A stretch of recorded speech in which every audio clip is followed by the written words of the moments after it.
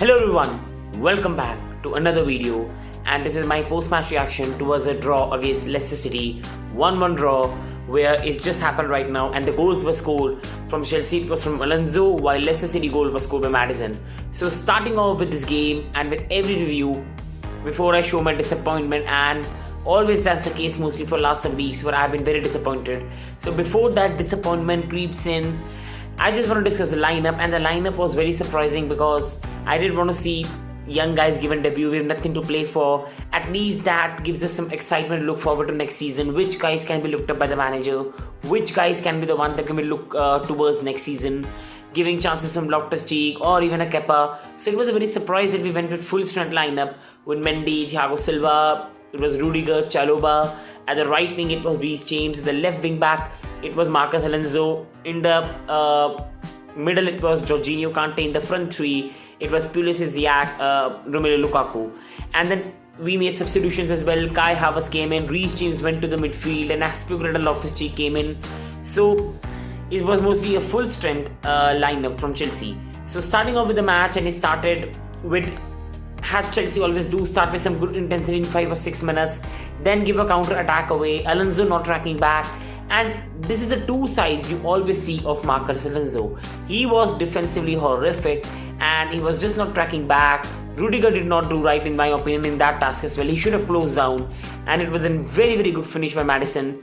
Now many people say Mendy could have done better, but I don't think so. Mendy had no chance with the shot, and it was 1-0 Leicester City.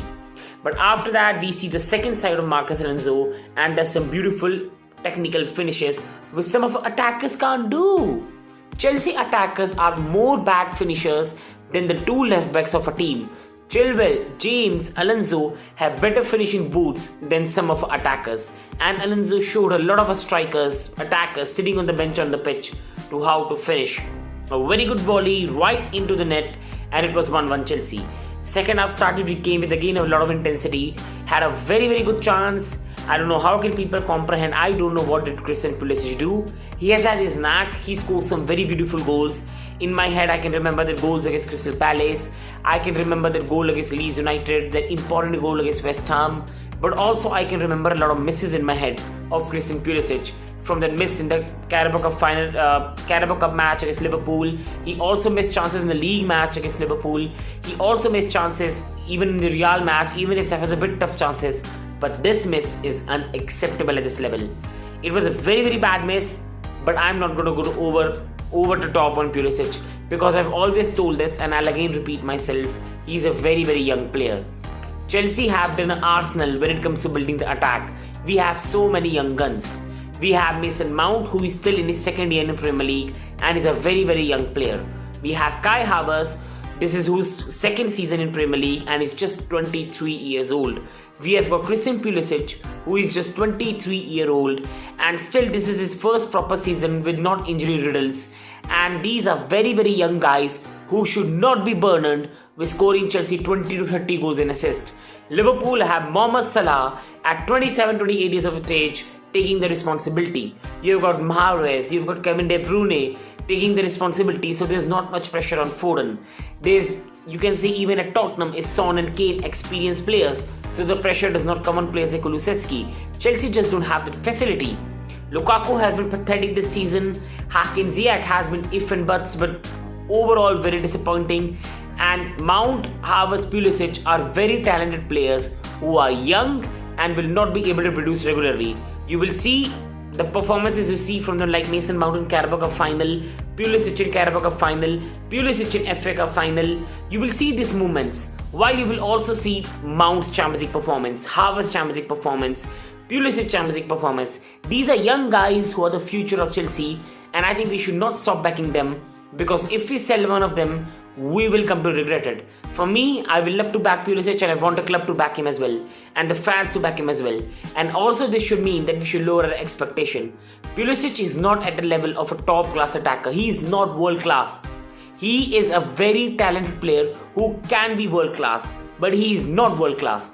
Mason Mount is better than all of our attackers, but he's still not at that level, but he can reach at that level. Kai Havertz is for me in middle of Pulisic and Mount. He's way better than Pulisic in terms of what he brings to us and a better finisher, but he's still not to the level of Mount and consistency. But again, he's young. We need next year to bring some experienced players and let these three players develop.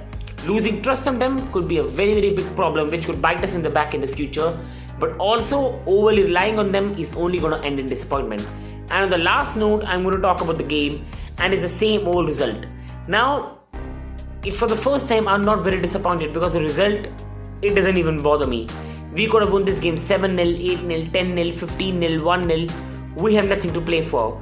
We have lost this game, we still could have been 20 points behind City. We do this game, we are 19 points behind them. We win this game, we are 17 points behind them.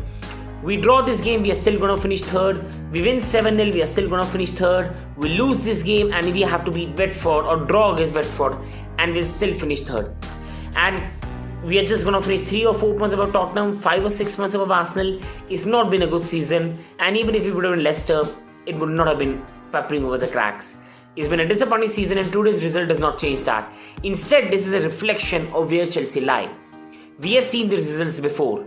We have seen draws against Brighton, draws against Burnley, draws against C team Everton. When Chelsea had chance after chance, we did not take them. It's the reason why we're not in a title race. Misses from Callum Hudson-Odoi, misses from Rudiger against Manchester United, misses from Christian Pulisic, misses from Mason Mount, misses from even sometimes Kai Havertz, misses from Timo Werner, misses from Romelu Lukaku. That's been the story of Chelsea season and why we've been struggling at home. Why we are a good away team is because at away grounds, the away team has to attack a bit more. They have to show a lot of courage and at least try to take the game to you, which frees up space for Chelsea and allows us to score goal and also have a lot of space to work. But when we play at home against bottom sides, we have to play in congested low block where we have to show our creativity. And neither we are creative, neither we are very clinical, and when these things collide, you're never going to win a home game. And that's been a story. We have dropped points in mostly 50% of our home games. And if next season we don't sign a creative player and get an experienced head up front, I think this is going to be the same story. So on the final note in the video to the viewers watching it, keep your expectation low down. All the PR things and all things go well. We don't know what Mr. Todd Bowley has for Chelsea. It could be great days like FSG have of Liverpool, but it could also be the Kroenkes, Glazers. It won't be Glazers because of the anti-Glazer clauses, but it can be in terms of league position. So these are the things we need to remember, low down the expectations, and with no Rudiger, Christensen, Aspilicueta, Alonso next season, it's going to be a very, very hard season for Chelsea and it's going to be a big rebuild. This match should be a reminder we have got some very young players who will be great in the future, but also who are very young and cannot take us to the level of City or Liverpool until we invest big. Now, will we invest big? That depends on the new owner, and that we'll see in the transfer market, which I cannot predict now. So I hope you've enjoyed this post-match reaction. I tried to be calm, unbiased, and to be honest, Chelsea have nothing to play for right now. So to be honest, it's just a story of a season. Wrap it up, finish it. Let's enjoy UEFA Nations League and look forward to next season. And if some signings comes, good enough.